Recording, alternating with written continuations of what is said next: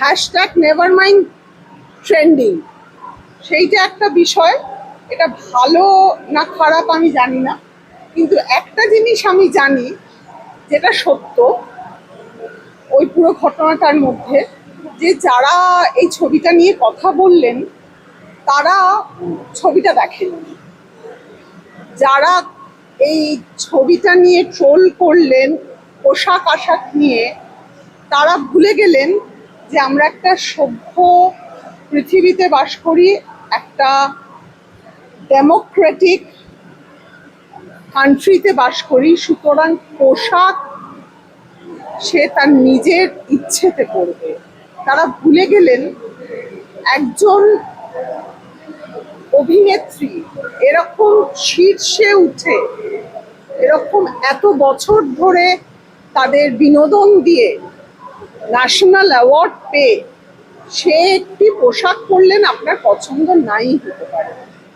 আপনার অনেক কিছু অনেকের পছন্দ হয় না। ধরুন একটা ক্লোজ নিট ফ্যামিলিতে আপনি বাড়িতে এসে বাড়ির ভেতরে দু একজনকে বলেন যে আমার পছন্দ হয়নি, আপনি এভাবে ট্রোল করেন।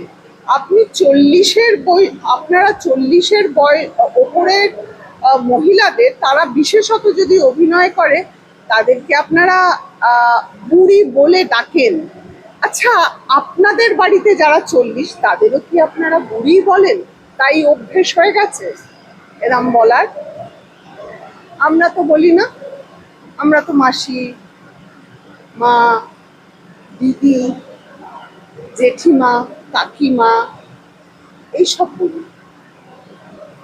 আপনারাও নিশ্চয়ই তাই বলেন। যদি না বলে থাকে ফিরে আসুন, কারণ আপনি আমাকে, ঋতুকে, অন্য অভিনেতা অভিনেত্রীদের ট্রোল করছেন, আমরা বলছি নেভার মাইন্ড।